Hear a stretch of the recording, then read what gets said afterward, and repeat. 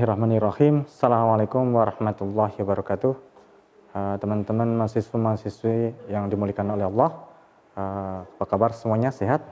Oke, kita melanjutkan pembahasannya. Kemarin kita membahas tentang harta, sekarang kita membahas tentang akad dan transaksi dalam ekonomi Islam. Oke, kemarin kita membahas tentang harta atau kepemilikan. Harta itu pasti ditasyarufkan, atau kita kembangkan, atau kita distribusikan. Kita kelola dalam bentuk atau dalam istilah distribusi, pendistribusian kepemilikan. Dalam pengelolaan atau mendistribusikan harta ini, maka adanya sebuah transaksi. Dalam transaksi-transaksi itu disebut adanya akad. Apakah itu akad? Jadi Islam mengenal namanya akad. Lafadz akad berasal dari kata Arab, al-akad, yang berarti perikatan, perjanjian, atau permufakatan al-ittifaq, kekompakan antara dua belah pihak. Itu kesepakatan antara dua belah pihak. Secara terminologi fikih, akad didefinisikan sebagai pertalian ijab. Siapa itu ijab? Pernyataan melakukan ikatan. Jadi pihak yang menyatakan ikatan, dan qabul, pihak yang menerima ikatan. Sesuai dengan kehendak syariat yang berpengaruh pada objek perikatan. Jadi ada yang mengikat, ada yang menerima ikat, ada objek yang diikat. Gitu kan. Pengertiannya, suatu perikatan, perjanjian yang ditandai adanya pernyataan melakukan ikatan ijab dan pernyataan penerima ikatan qabul sesuai dengan syariat Islamiyah yang mempengaruhi objek yang diperikatkan oleh pelaku perikatan. Mempengaruhi objek, jadi status objek tadi akan berpindah dari satu kepada pihak yang lain. Maka dari pengertian ini kita bisa ambil rukun. Rukun itu adalah sesuatu yang harus ada. Kalau dalam Islam itu sesuatu yang harus ada itu disebut dengan rukun. Tidak ada satu, maka akad itu batal, transaksi itu tidak syah. Gitu ya. Rukunnya itu pernyataan, ungkapan untuk mengikatkan diri, sigotnya, tak jual, tak tuku, tak jual, tak beli, tak serahkan, tak terima. Itu kan pihak-pihak yang berakad. Ada orangnya, nanti ada yang menyerahkan, ternyata nggak ada orangnya. Nanti dikira palu gaib, genderuwo atau sendal bolong gitu kan. Mas beli, wah itu kan malam-malam kan beli satenya mas, setelah ditengok nggak ada orangnya itu kan. Ini berarti pihak-pihak yang berakad harus ada itu kan. Kemudian objek akad barangnya juga harus ada. Ini disebut dengan rukun dari akad tadi. Sekarang kita langsung masuk ke jenis-jenis akad. Jenis akad itu banyak sekali. Para ulama mempunyai pendapat masing-masing. Tetapi di sini secara khusus saya bagi menjadi dua, yaitu akad tabaruk dan tijarah. Tabaruk itu transaksi kebijakan, kebajikan. Kemudian akad tijarah itu transaksi komersial. Komersial berarti dia akan mendapatkan profit yang lebih banyak. Kebijakan itu ya mungkin tidak berprofit gitu kan. Mungkin kalau profit pun sedikit gitu. Langsung kita terangkan. Yang dimaksud dengan akad tabaruk itu adalah perjanjian yang merupakan transaksi yang tidak ditujukan untuk memperoleh laba. Transaksi nirlaba. Tujuan dari transaksi ini adalah tolong menolong. Ingat, dalam rangka berbuat kebaikan. Dalam akad tabaruk ini ada tiga hal. Pertama yang di sini masuk kategori meminjamkan uang kepada orang lain, itu disebut tabaruk. Ada qard, ada rohan, ada hiwalah. Qard, itu meminjamkan tanpa mensyaratkan apapun. Jadi ya udah saya pinjamkan, kamu kembalikan nanti tanpa ada syarat yang lain. Gitu kan. Kemudian kalau ada syarat yang lain akan menimbulkan riba, gitu kan. Rohan itu adalah istilah kita adalah gadai. Hiwalah itu adalah bentuk pinjaman dengan cara mengambil alih. Jadi kamu punya hutang, kemudian dipindah alihkan kepada hutang yang lain. Nanti kita bahas secara rinci ya. Kita secara umum dulu. Kemudian meminjamkan jasa. Yang kedua meminjamkan jasa. Tadi adalah meminjamkan uang. Yang kedua adalah meminjamkan jasa. ada wakalah. Wakalah itu mewakilkan seseorang. Jadi jasanya yang dipakai. Saya mewakilkan si B untuk datang ke sana. Saya mewakilkan si C untuk ngambil barang di mana. Nah, gitu. Nah, wadiah itu menitipkan. Penitipan, kafalah merupakan bentuk turunan dari wakalah, di mana pada kali ini terjadi wakalah bersyarat. Nah, kafalah hampir sama dengan wakalah. Nah, kemudian ketika memberikan sesuatu, nah, tadi tabaruk kan ada 3. Satu tadi jasa, kemudian pertama adalah meminjamkan uang, meminjamkan jasa, kemudian yang ketiga adalah memberikan sesuatu. Ada wakaf dan hibah shodaqah. Wakaf itu memberikan sesuatu yang bermanfaat kepada orang lain. Nah, kemudian hibah itu adalah memberikan, hampir sama dengan sedekah, merupakan pemberian sesuatu secara sukarela tanpa dipaksa. Kalau wakaf merupakan pemberian dan penggunaan pemberian yang dilakukan untuk kepentingan umum dan agama. Contoh seperti tanah jadikan masjid dan sebagainya. Nah, ini tadi adalah akad tabaru. Nah, sekarang yang kedua adalah akad tijarah. Komersil tadi ya, merupakan akad yang ditujukan untuk memperoleh keuntungan dari sisi kepastian hasil yang diperoleh. Akad tijarah dapat dibagi menjadi 2, yaitu natural uncertainty contract. Uncertainty contract ini merupakan akad yang saling mencampurkan aset yang mereka memiliki atau menjadi satu, kemudian menanggung risiko secara bersama-sama. Akad ini dikatakan demikian karena keuntungannya belum jelas, belum pasti. Karena mereka menyatukan beberapa pihak menjadi satu untuk melakukan sebuah usaha. Jangka hasilnya masih jangka panjang, tidak langsung nampak. Makanya di sini dikatakan oleh sebab itu kontrak jenis ini tidak memberikan imbal hasil yang pasti, karena belum tentu mendapatkan hasil, bisa jadi rugi, baik nilai imbalan hasil maupun waktu. Jenis-jenis natural uncertainty contract antara lain adalah akadnya. Yang natural ini adalah mudharabah dan musyarakah. Kalau musyarakah itu kerjasama 2 orang atau lebih, kalau mudharabah kerjasama 2 orang. Nah, itu ya. Nanti pembahasannya kita lebih detailnya habis ini insyaallah.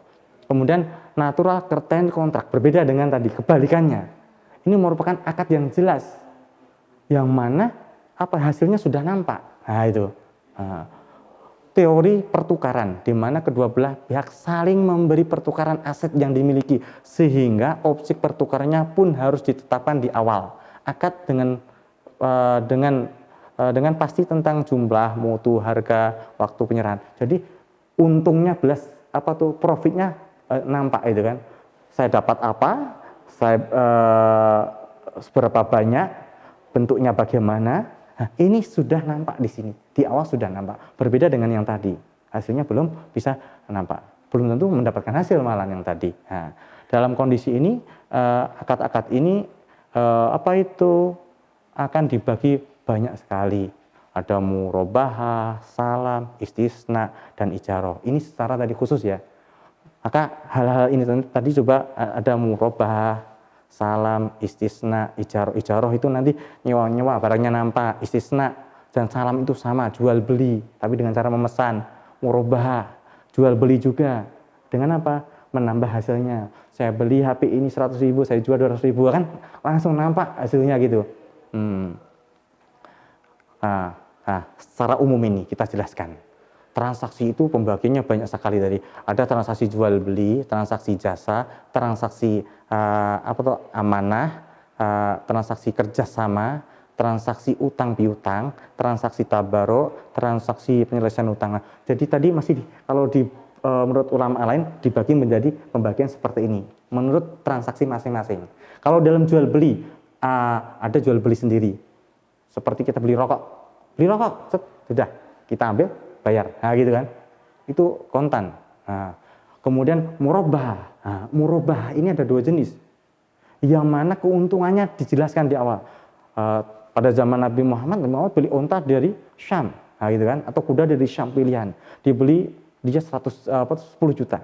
Waktu jual, saya dapat ini dari Syam 10 juta, saya jual ke saya jual kepada kamu 15 juta. Nah, itu murabah. Jadi menjual dengan menjelaskan saya belinya berapa, saya jual ke kamu berapa. Jadi saya untungnya seperti ini. Nah, ini murabah. Kalau salam dan istisna ini sama. Kesamaannya adalah mereka sama membeli dengan cara memesan. Nah, tetapi ada perbedaannya. Perbedaannya dalam pembayaran. Kalau salam itu bayar di awal, kalau istisna bebas di awal, boleh dicicil, boleh dan sebagainya. Barang dalam salam itu sudah jelas dan harus diantar. Dengan istisna ini belum tentu jadi, belum tentu ada. Nah, maka barang dalam salam itu termasuk piutang. Kalau dalam istisna tidak. Kalau dalam salam barang yang diberi itu termasuk sudah diikat harus dapat. Kalau dalam istisna boleh dibatalkan sepihak. Nah, begitu. Kesamaannya apa? Mereka sama-sama jual beli dengan cara memesan. Kriteria komposisinya sudah ditentukan di awal. Itu kesamaannya. Asyaraf itu adalah jual beli mata uang asing. Ini. Itu transaksi dalam konteks jual beli. Kemudian transaksi jasa. Ada ijaroh. Ijaroh itu sewa menyewa. Seperti kita biasa rental mobil, mau pergi kemana gitu kan. Nah, Febi mau adakan workshop di luar kota. Nah, itu ke Lombok atau ke Mekah, rapat di Mekah sekalian umroh gitu kan. Mewah sekali itu kan. Nyewa pesawat pribadi ya gitu kan. Ini ijaroh. Wakalah, perwakilan, mewakilkan seseorang untuk melaksanakan tugasnya. Nah, contoh Mas Wanto, itu kan dia diminta temannya untuk mengambil uang di bank 100 juta, nanti dikasih imbalan berapa, gitu. Itu ada perwakilan boleh. Ji'alah saimbara. Nah, saimbara. Jadi saimbara ini ya seperti kalian lihat-lihat di TV, di sinetron itu kan, barang siapa menemukan sepatu saya yang berbentuk kaca dan sebagainya, ya, warnanya ini akan saya kasih hadiah apa. Nah, itu disebut dengan ji'alah atau saimbara. Nah, ini termasuk dengan transaksi jasa. Akad transaksi amanah. Ini ada wadiah, ariyah, lukotoh. Wadiah itu titipan, sudah jelas kan, nggak perlu dijelaskan lagi. Wadiah menitipkan barang, ariyah pinjaman, meminjamkan tanpa mencari imbalan. Pinjaman sama qard meminjamkan, gitu kan. Nah, ini pinjaman tanpa ada bayaran. Lukotoh itu barang temuan. Jadi menemukan sesuatu itu ada aturannya, dibahas. Contoh menemukan emas itu kan, tidak harus dimiliki, ada tata caranya, yaitu kita umumkan dulu setahun, dalam 1 tahun kalau tidak ada, baru hak itu kita bisa jadikan hak milik. Kalau benda itu awet, tetapi kalau benda itu lukotohnya bakwan, ya udah kira-kira nggak ada yang punya, sudah diumumkan nggak ada, udah makan aja daripada mubadir tabdir basi. Nah, itu. Kemudian transaksi kerjasama bagi hasil, ada musyarakah atau syirkah. Di awal tadi kan, musyarakah atau syirkah. Musyarakah itu kejelasannya adalah kerjasama 2 orang atau lebih. Ingat, 2 orang atau lebih, yang mana setiap orang ini punya modal. Contoh ada 3 orang, 1, 2, 3, A, B, C. A punya modal berapa? 100 juta, 50 juta, kemudian 300 juta gitu. Punya modal andil masing-masing. Mereka berkumpul untuk melakukan usaha. Ini disebut dengan musyarakah. 2 orang atau lebih yang mereka mempunyai andil modal. Berbeda dengan mudharabah. Kalau mudharabah ini 1 sebagai pemodal, 1 sebagai pelaksana, gitu. Atau sebagai pembisnis gitu. Jadi kerjasama hanya 2 orang, 1 sebagai sohibul mal yang punya harta, 1 sebagai yang pelaku bisnisnya. Muzara'ah, mukhabarah ini kerjasama dalam bidang pertanian. Kalau musyakoh itu kerjasama antara pemilik lahan dan memelihara. Contoh, kita punya lahan tanah melon, kita menyewa seseorang untuk menyemprot, untuk menyiram dan sebagainya. Nah, ini disebut dengan kerjasama musyakoh. Oke, selanjutnya transaksi utang piutang. Ada qard utang piutang, riba, rohon jaminan utang. Rohon ini adalah gadai. Gadai, menggadaikan barang. Jadi kita minjam sesuatu, kemudian kita jadikan barang kita untuk sebagai jaminan. Itu disebut dengan ar-rohon. Kalau bahasa sehari kita menggadaikan atau gadai. Kemudian qard itu utang piutang. Riba. Riba adalah sesuatu kelebihan. kelebihan yang dilarang. Kullu qardin lahu naf'an wa huwa riba. Jadi setiap tambahan yang dipersyaratkan itu adalah riba. Dalam Islam mungkin ada banyak sekali pendapat ulama tentang riba. Pembagiannya minimal ada 4. Nah, riba qard. Nah, riba qard itu adalah sudah kita ketahui, yaitu di perbankan itu minjam segini mengembalikan dengan ini sebanyak ini. Contoh kita minjam 1 juta, sebulan kemudian kita harus mengembalikan 1,5 juta. Atau kita minjam 100 juta, mengembalikan nanti 100 sekian juta. Nah, gitu. Bahkan kita meminjamkan ke teman kita, saya pinjamkan nanti kembalikannya plus pijet ya, itu termasuk riba qard. Nggak boleh. Kemudian yang kedua adalah riba fadl. Riba fadl itulah dalam tukar menukar barang. Dikatakan menukar barang itu harus sejenis. Kalau tidak sejenis harus berbeda nggak apa-apa. Tapi kalau sejenis harus sama. Contoh emas dengan emas, 1 gram dengan 1 gram.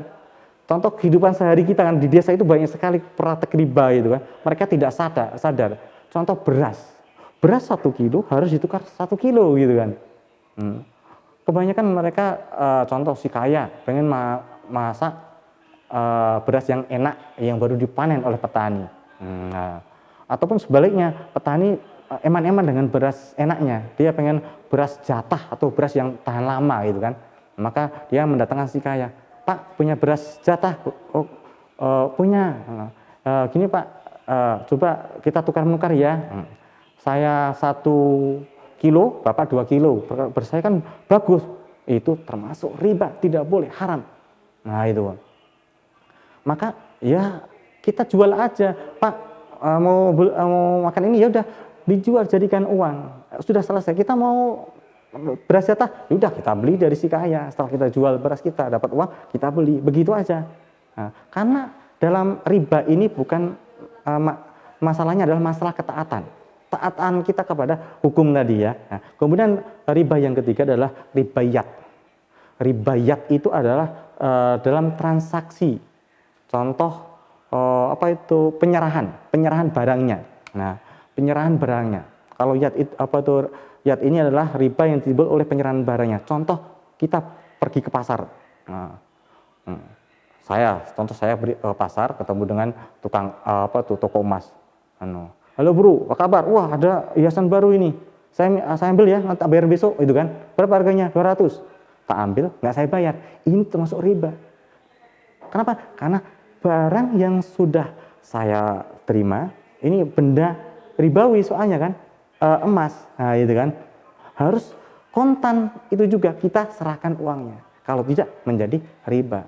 Nah, atau riba nasiah itu sama dengan riba ya tadi. Bedanya adalah tidak total dalam membayar. Kita beli emas itu berapa ini harganya? 200.000. Oh, saya bayar 100 dulu ya. Nah, ini tidak boleh, harus kontan juga. Nah, karena ada perubahan harga nanti. Maka kredit emas itu perlu dikaji lebih ulang. Itu bisa menimbulkan riba. Jelas-jelas riba nanti kalau kredit emas. Makanya kalau mau beli emas, ya udah nabung dulu baru beli. Nah, itu tentang riba. Kemudian transaksi tabaruk, ada hibah, kemudian dan hidayah, wakaf, zakat. Wakaf memberikan tanah yang bermanfaat atau barang yang bermanfaat seperti masjid dan sebagainya. Zakat adalah harta yang harus dikeluarkan setiap mukmin. Hibah adalah pemberian secara sukarela tadi. Ini transaksi tabaruk, sukarela ya, semuanya di sini. Kalau transaksi penyelesaian utang, ada kafalah atau domanah. Kafalah atau domanah ini menjamin. Contoh si A punya utang ke si B, kemudian C menjamin. Udah nggak usah ditagih si A.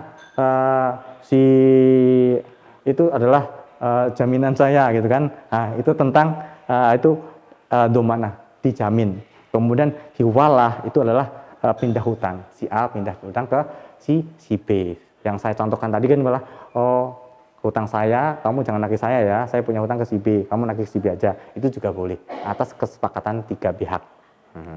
Oke, jadi itulah akad-akad atau transaksi dalam Islam. Selanjutnya kita akan membahas tentang permintaan, penawaran, kemudian konsumsi, distribusi dan sebagainya. Cukup sekian, sampai ketemu esok hari. Assalamualaikum warahmatullahi wabarakatuh.